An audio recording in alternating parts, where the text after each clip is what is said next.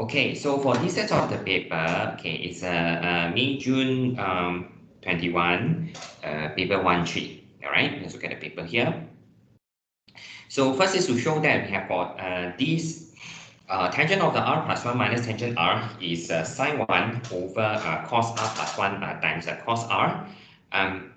What we need to do is, okay, usually like the showing like this, right, it would be from the left hand side to the right hand side. Okay, so for these, okay, the left hand side we have got like all the tangents there. So we know that we got to write that into the sine and cos, because in the right hand side there, they are all just about the sine and the cos there. So we will write them in the sine and cos. So of course for the tangent r plus 1 and the tangent r, we write them as like a sine over cos of the r plus 1 and also the r. After that is to just combine them. Okay, so once we combine the two terms, denominator gives us something that we want already. And for the numerator there, we actually have got like the form. So you can see this is like a sine A cos B minus a cos A sine B. So this is actually a compound angle formula, okay, for the sine of the, so you have got like this is a sine A minus B there. So we'll just leave it as like a sine 1, okay, over the cos R plus 1 times cos R. So this is what we have in the denominator. Okay. So let the UR to be this 1 over cos R plus 1 times cos R. So use the method of difference to find the sum of the UR from R equals to 1 to the n. So basically, from what we see in the UR here, it is actually like what we have sort of like shown in the earlier part, just that it has to be divided by the 1 over sine 1. So it is the same as 1 over sine 1. So the sine 1 here, because it's a constant, so we can actually make it outside there. Okay, so what we have for the sum is the 1 over cos of the r plus 1 times the cos r is actually the difference in between these two terms here. So you've got like a tangent r plus 1 minus a tangent r. Okay, and with this, we will have, okay, we can sub in the r equals to 1, 2, and so on. So with this, my recommendation would be like you have to sub in more terms, okay? Just to be sure, you can sub in more terms, like let's say the first 3 and the last 3 there. Okay, then only from here we can see the clear cancellation pattern. So we will just draw some like lines like this, okay, the dotted line like this to see how it cancels off, and nothing much, okay, for the result at the end there. So this would be the result, okay, after we use the method of differences. So for the last part C there, so explain why the infinite series the U1 plus U2 does not converge. So it's something related to the infinite series. So infinite series means that n is approaching infinity. So we'll see what happens when the n is approaching infinity here. Okay. So what we have in that case is that, okay, we will have the n, okay, is we have got the tangent of the n plus 1 there. So why it does not converge or why it diverges is because, okay, when the n approaches infinity, okay, then we will have the value of the tangent n plus 1 oscillates, okay, because this is a trigo function. So when the n goes to infinity, we are not sure what is the exact value of the n that it's going to take. So as the n changes, the value of the tangent n plus 1 also changes. Okay, so this is why this value here, it does not converge to a certain value there. Okay, so that is what we have in this part C here. All right. So if we look at the second question here, so we have got this QB equation, okay, and we have the Sn is the sum of the power n of all these roots here. Okay, so save the value of the S1 and find the value of the S2. So these are the values that we usually work with. Okay, so what we have for the S1 is just the sum of the roots. So the sum of the roots are just it's just like negative b over a here. So we could find them very easily. Okay, by using the coefficients there. So we get the S1 is a 2. And after that, what we need to find is the S2. So basically, the S2 is like a sum of the alpha squared. Okay, so the sum of the alpha squared is like sum of the alpha squared minus 2 sum of the alpha beta. Okay, so from here, we could also like sum in the values that we can find from the equation there, and we are actually getting 4 here. Okay, so that's for the question A. So for the question B is to express Sn plus 3 in terms of like a Sn plus 2 and Sn.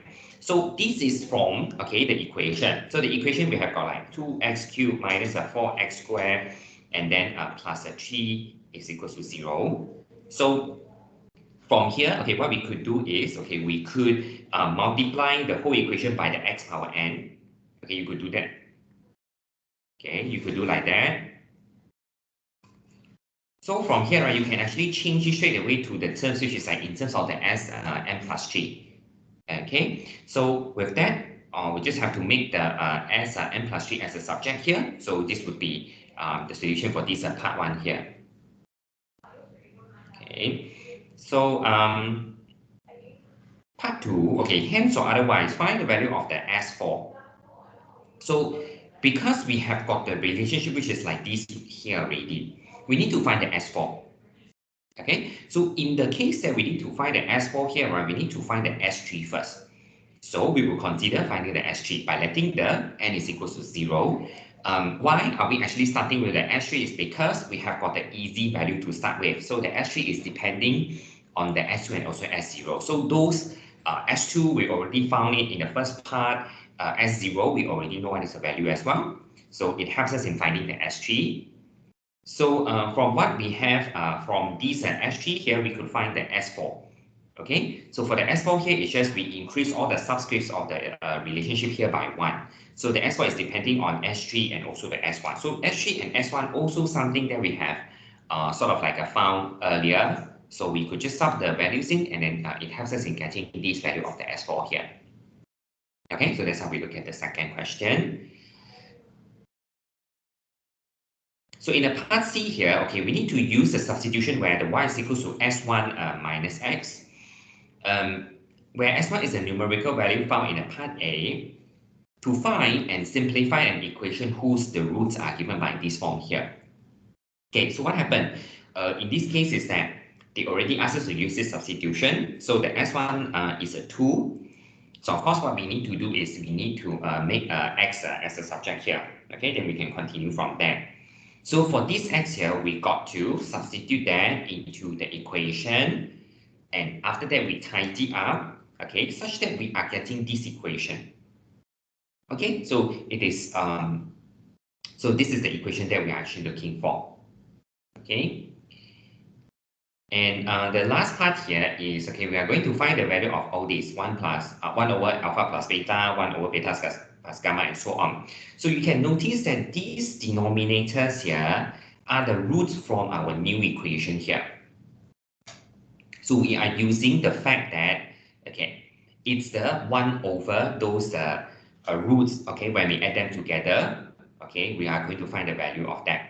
So in order for us to like prevent the confusion, it could be the case where we could look at, okay, those roots like alpha plus beta, beta plus gamma, those kind of the roots, we can always replace them by some other roots, which is like, let's say we have got the A, B, and the C, the capitals A, B, and C. So we know that, okay, for this, okay, equation here, the roots are A, B, and C. So now we are just looking at the 1 over A plus 1 over B plus 1 over C. So basically, when we combine the things together, we will get like sum of the AB divided by sum of the ABC there. So in which the sum of the AB here, we can actually use the value. Okay, what is sum of the AB? It's a C over A.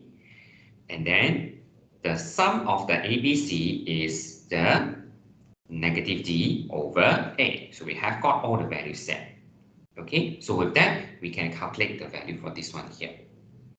Okay, if you are familiar, you don't really have to do this. I mean, you could work with like this thing. You could know that, okay, this is the sum of like so it would be something like sum of the alpha plus beta, beta plus gamma, and then this one, and then the numerator is a sum of the alpha plus beta and also the beta plus gamma. Or you just list out all the possible combinations there together. Okay, I mean, it's okay for us to do that if we are very clear about what are we actually doing. if we do not have confidence on doing that, because sometimes the expression might get very complicated, so try not to. So try to just replace those very complicated roots with the usual, the capital A, B, and C. Okay, so just think of the A, B, and C here are the roots for like alpha, beta, gamma, but just it is in the new equation there. Okay, or else you can actually use like the notation like the primes also can. Okay, just that just don't try not to use the original like expression again. Okay, when we work with this kind of the question. Okay, it will confuse us. Right? Okay. So this is induction question. So for all positive integers n, okay, we have got the sum of the 5 r power 4 plus r squared is given by this result here.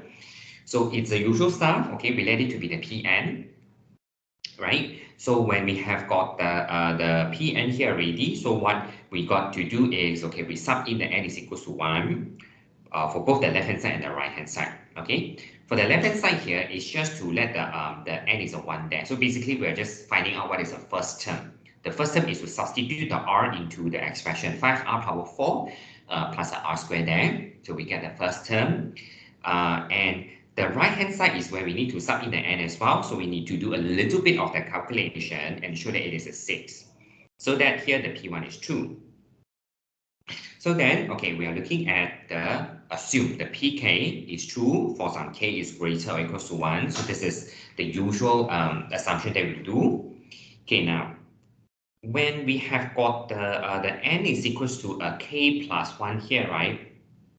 Okay, so this is a part that is a little bit challenging. So we have got a bit of the work to do here. So when the n is equals to k plus 1, we are summing up until the k plus 1 term. So it means it is the first k terms, we sum them together, and then we add it with the k plus 1 term. Okay, so this is the k plus 1 term. Okay, after that, for the first term, we already have got the result that we assumed that is true. And the work later on, right, as you can see here, is a lot of the simplifying, including factorizing the common term, k plus 1 squared, and the fractions that we could factorize out is a half in order for us to avoid like all the fractions inside this expression here. Okay, and in this expression here, if we do not have any idea on how to factorize it further, then our only choice is to expand that. So once we actually expand that, this is what we get. Okay, so from here, you need to actually figure out a way for you to factorize it. Because what we can see here is that, right, it's a cubic. So it's not really possible for us to just factorize it out of nowhere. Okay, but we could actually make use of the pk a little bit. So you can see from here, right, we know what is a pk plus 1. So the pk plus 1 is half k plus 1 squared, and then we have got like we have this is a k plus 2 squared, and then we have got like a 2k plus 1. So for now, if you look at our progress, right, we have already obtained the half k plus 1 squared. So inside this one, right, we already sort of know what are the factors there. Sorry, there's like 2k plus 3, I'm so sorry. Okay, so we already know what are the factors there. So it could be a k plus 2 or it could be a 2k plus 3. Okay, we don't know. We know already. So we have to sort of try to factorize, okay? Just pretend a little bit that, okay, we try to factorize it by using this kind of the method, or else you've got to do the long division a little bit. Okay, so at least show a little bit of the working that you're trying to factorize. So I'm using like the 2k plus 3 to try to factorize here. Okay, so I got a 2k plus 3 as one of the factors, and then the quadratic factor, then you just have to factorize it again. Okay, you could do the same thing by looking at the k plus 2. So you just have to factorize out the k plus 2 from there. Okay, so using any way like that, so we will actually have like this result here that we want to prove until. Okay, so this is the pk plus 1 that we want to prove.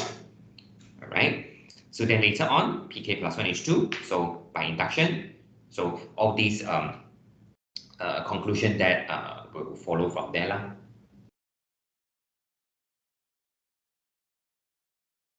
Okay. So let's look at the next question. Okay, part B. Use the result given in the part A together with the MF19 to find the sum of the R4. What is the expression for the sum of the R4 here? Okay, this is we already know the result, which is like this. Okay, what we need to do is just we need to move this sum of the square over to the other side, and the 5 later we just have to have to move it there. So what happened is this one, okay, the one that I circled here is the sum of the R squared, which we already know the formula for that. Okay, so we could just tidy up from there very easily. So again, factorize out the common terms and tidy up a little bit what we have at the end here, and just bring the 5 over there to divide. So this would be the formula for the sum of the R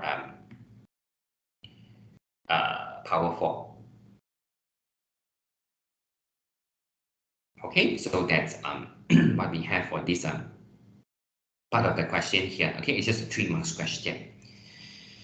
Okay, I think no more for this. Okay, let's look at the next one. So matrices, we have got 3 different matrices given here. Okay, so we have got the C, A, and also the B here. They are actually all different sizes that we need to find the matrix CAB. So basically not a lot. I mean, this is not too much for these CAB here. Basically what we need to do is we just need to multiply the 3 matrices together.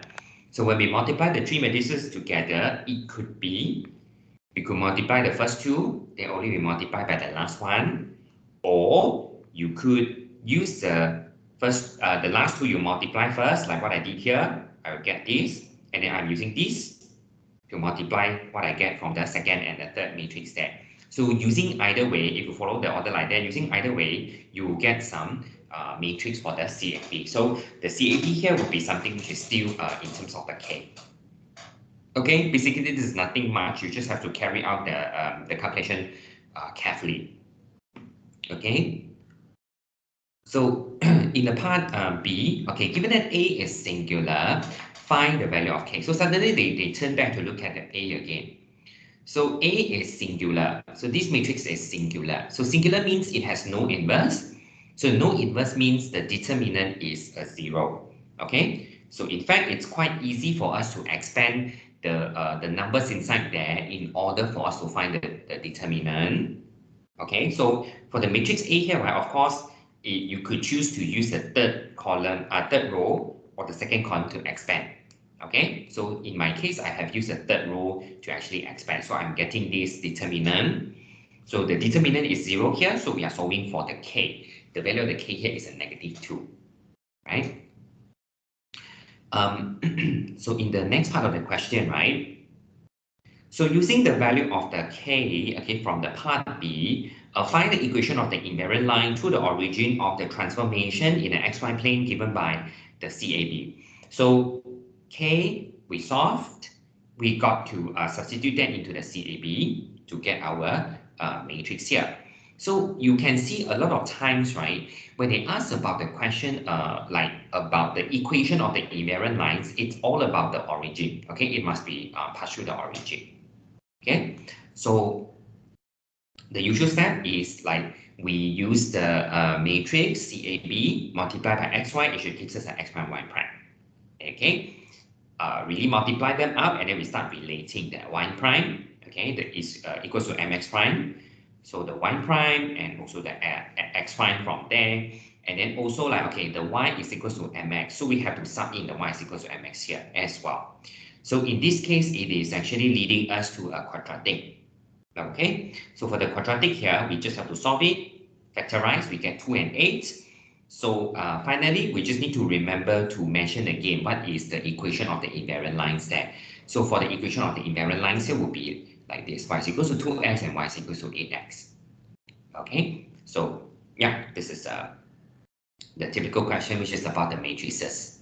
Okay, right.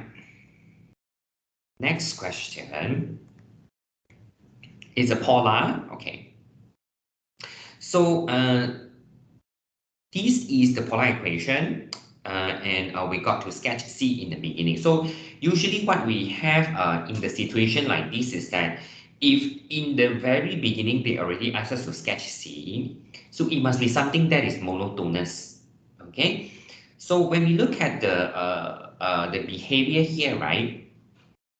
So we just have to see like, okay, we are lucky because we only have a one data here. So we just have to see whether the R here is increasing or decreasing. From this relationship here, right, we can see that as the theta increases, okay, the R will also increases because the theta here is having a negative term, so basically, right? So when the theta increases, overall, the R will be increasing as well. So it's a monotonous graph, which the data is increasing, the R is also increasing. Okay, so from there, we just need to know like when to stop and when to start or what to plot that. So when the theta is a 0, your R is also a 0. So we know that the curve is starting at the origin or from the pole. And after that, okay, when we have got the theta is equals to half pi there, so you know what is this value here. You can actually label that. I didn't label that, but you know, okay, what is the value for that? This is actually a 1 over pi for the value there, if I'm not mistaken. Wait, let me just do the calculation here. Yeah, okay, so it's a 1 over pi. Okay, so you just need to show that the R is getting larger and larger. That is good enough already. Okay, so this is what they look for in this graph here. Okay, so show that the area bounded by the half line theta is equal to half pi and the C is this value. So it's a showing question, which is not too bad. Okay, we know, at least we know whether we got it correctly or not. So, okay, for this is a half R square d theta, so we have to square that.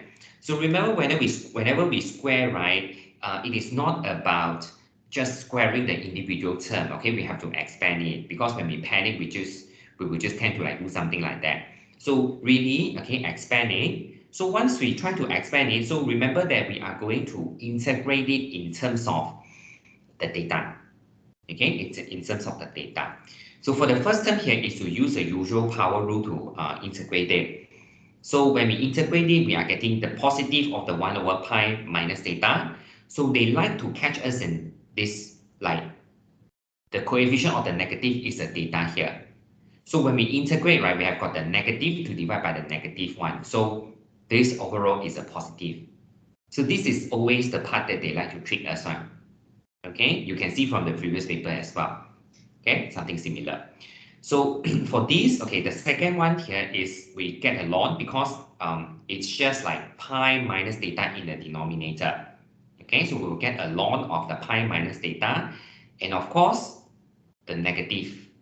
Okay, because the theta has got a negative coefficient, finally it will become a positive. So for this constant here, nothing much. Okay, we can integrate from there. So after that, right, it will be a series of the simplifying, okay? But we don't really have to look at, so many like pi terms that is so complicated. It's not really, okay, very complicated. Basically, we just need to take care of the terms which is without the ln. They are all over pi, so we can actually get the value there. Another thing is we just have to consider about all these things here. Okay, so they have got the same coefficient already. So this the ln term becomes like 2 over pi, and then this is like a ln pi over 2 minus a ln pi. Okay, which is just 2 over pi ln pi over 2 divided by a pi. So basically just a half. Okay, so a ln a half. But here we want to have a ln 2 in the question there. So we just have to switch. Okay, positive of a ln 2 is a negative, positive ln half is a negative ln 2. From there, we just have to tidy up everything, combine the things whatsoever. So after that, we will actually get this expression here. Okay, so it's good because they already give us the result that we need to show so that we know whether are we doing that correctly or not, right? Um, let's look at the next question. Okay, no more question for this one here. Okay, so we have this question is a vector. So vectors here, they start by giving us like, okay, there are two lines, so they already give us like the equation of the two lines here. So they have plane, okay, which is pi 1, which contains the L1 and the point P. So we need to find the equation for the L1 giving the answer in this form. So this is a form which is like a parametric form for the plane there. So we just need to look at like, again, yeah, what is the form? What is the form, okay, for this plane here is A is the point that the plane passes through. So because the plane contains the L1, so the point on the L1 here will also be the point on the pi 1.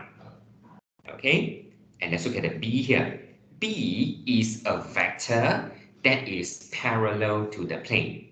So since this plane contains this line here, so the vector which is 2, -3, which is the direction of the line, so the direction of the line here would also be parallel to the plane. So the idea is like this lah. This is the L1. So the L1 is parallel to the 2, -3, 0, and then it has got this point here. Okay. And another thing is the C. So C is another vector that is parallel to the plane. So how do we find that is, they also gave us about the point P. So point P is actually this one, -2, -2, 4. So this point, you can use it in the A there as well, because it is also passing through that point there. So what is the purpose that they give us another point here is that, imagine that you have got this point here, okay, -2, -2, 4 here, that if you want to find a vector that is parallel to the plane, you can just minus these two. So once you minus these 2 points, then you will get a vector that is parallel to the plane already. Okay, so that's why we minus, and then we can get this is the C. So of course the B and C you can interchange it lah, not an issue for that. Okay, so you always have to remember, yeah, they also like to ask this kind of the form for the plane there. Okay, so okay now the plane pi 2 contains L2 and parallel to the L1. So it's the same, yeah, it's a similar thing that we do, okay, for this one here. So pi 2 contains the L2 and parallel to the L1. So it contains the L2. So the L2 is having the direction, which is a 3, -1, 3. Okay, and it is parallel to the L1. So let's say the L1 is here and it is parallel to it. Okay, so the L1 is having the 2, -3, 0 as a direction. So when we want to find like this equation of the plane here, right, we need two things. We need normal and we need the point. So the normal is, because we know these two vectors are parallel to the plane, right? We just need to cross them to get the normal. And after that, what is the point? So because this plane pi 2 contains the L2, so we just need to take any point on the L2. Okay, so we know that the point on the one of the point on the L2 is we just take from the equation of the line L2. Okay, so with that, we just have to tidy up a little bit using the r dot n equals to a dot n, then it will give us this Cartesian equation already, right? So that's for the second part of the question. Okay.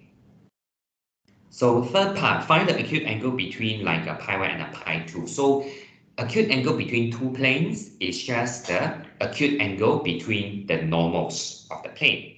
So and the pi 2, we already have got the normal for that. So we just need to find out what is the normal for the pi 1. So we know that the normal of the pi 1 is to cross the two vectors, okay, which are parallel to the plane. Okay, we just have to cross them to get the first the plane for the the normal for the first plane there.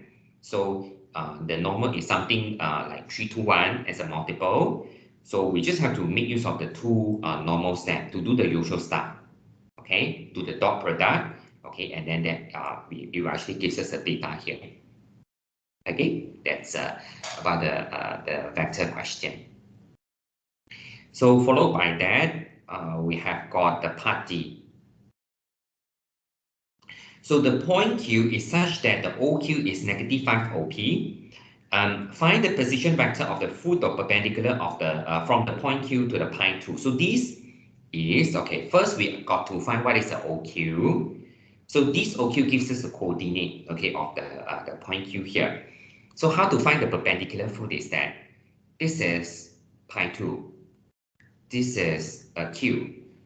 This is the perpendicular. Okay, let's say we call it as an F there. So we need to use a line which is QF to intersect with the plane. Then this intersection point is the perpendicular foot. Okay, so this line has to be the same direction as the normal of the plane too, or it will just take the direction of the normal. So the normal for plane 2 is -9, -6, and 7, and it will pass through the point Q. So this line is actually having this equation here. So after that, we are just using the line to intersect the plane. So the line intersect the plane is just we sub the equation of the line into the equation of the plane there in order for us to solve for the value, the constant there in a line there. So with this constant, then we will actually get this particular point here. Okay, so again, you don't have to be like freaked out if you find out like, okay, your number is actually not so nice, because it could be the case. I mean, when the examiner they decide the question, right, they might see some fraction which is like this, which is okay. Okay, you will have to be worried when you find out like your fraction is super weird, like you get something like 74/345 like that. So this is the thing that you have to worry about. Okay, so definitely they won't have like the point, the coordinates, which is like having this weird, very weird answer one. Okay, so like this, it is still okay because it's like just all the halves there. It's still okay, right? Okay. So the last question is usually about the curve. Okay, for this, find the equation of the asymptotes of the C here. For this part, right, we got to do the long division. Okay, when we do the long division, this is what we get. Okay, so from here, we notice that, okay, we have got the horizontal asymptote, which is like a -1. Okay, and in this case, it's the situation is worse, okay, because we have got the vertical asymptote. When we try to solve this quadratic equation here, right, it gives us real values. So the real values are our asymptote. So these are our vertical asymptote, okay, which you can imagine later it is making the situation worse because you are working with something which is not so nice for the value for the asymptotes here. Okay, so find the coordinates of the stationary point. So in either case, okay, it won't give us a nice expression from there. Okay, so you just use any form. So for myself, I have chose to use the first form there in order to differentiate. But I mean, if you want to use the second form, it's also fine as well. It depends. Okay, but just that I actually tried to use the first form there. So this is the result that we obtain for the dy dx. Okay, which we equate that to 0. Okay, and we are getting the x is equal to a half for the x coordinate for the turning point. So we can sub into the equation and find the y coordinate for the turning point accordingly. Okay, so next. So sketch a C stating the coordinates of the intersection with the axis there. So lots of the intersection, x-intercept, y-intercept. So you can see the x-intercept here is not going to be something that is nice again. Okay, but it's okay. So let's just plot those, okay, intercepts. Okay, so there is actually one clue to help us about like the graph here is that you can see where is it? Okay, you can see the asymptotes here. This asymptote here is like half plus minus Z5/2. Okay, so you can sort of also like think of the asymptotes, right, are half plus something, half minus something. So the asymptotes, right, will appear sort of like symmetrical about like the half, x is equals to half there. Okay, so you can see it's sort of like symmetrical, sort of lah. Okay, I didn't really like follow the scale very nicely, but sort of it is symmetrical over the half there. So half plus 5 over Z5/2, half minus Z5/2.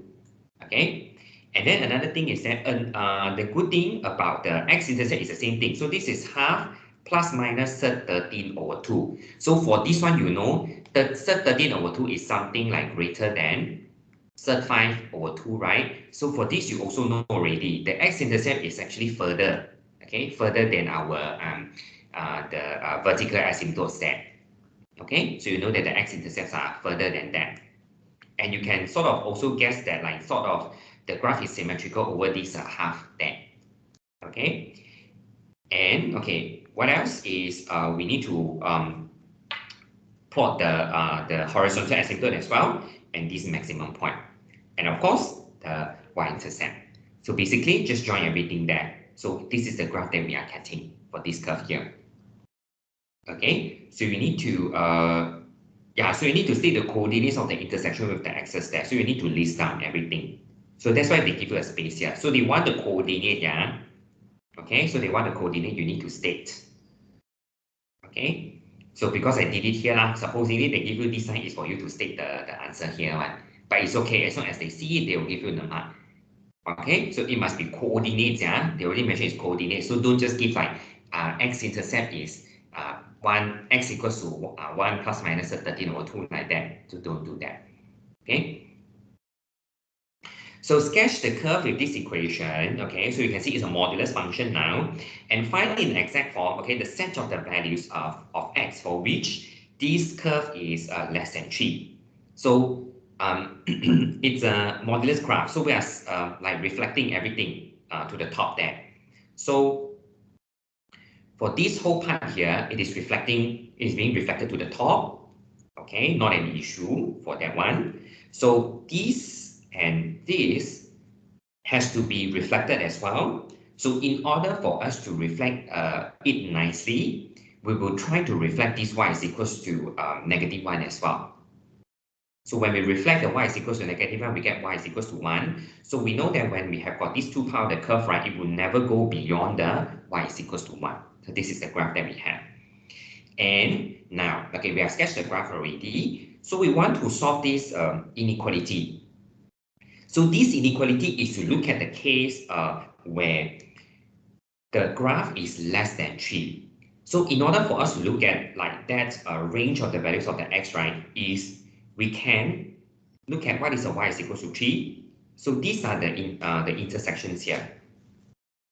Okay, these are the intersections here. So in order for us to have the graph which is less than 3, so we know where are the region.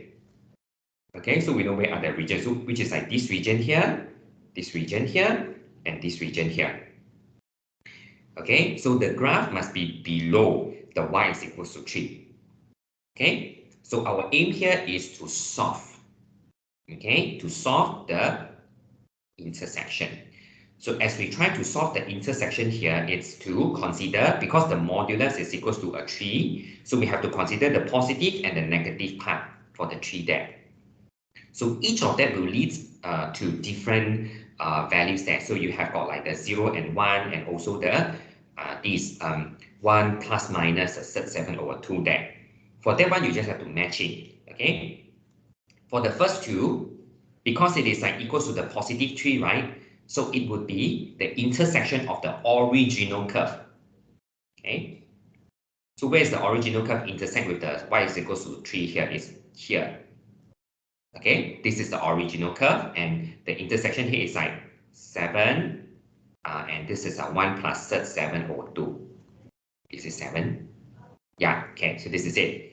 And another one is, this part is the reflected part to intersect that with the curve. Okay, with the y is equals to 3 here. So this is the reflected curve. So these values are 0 and 1.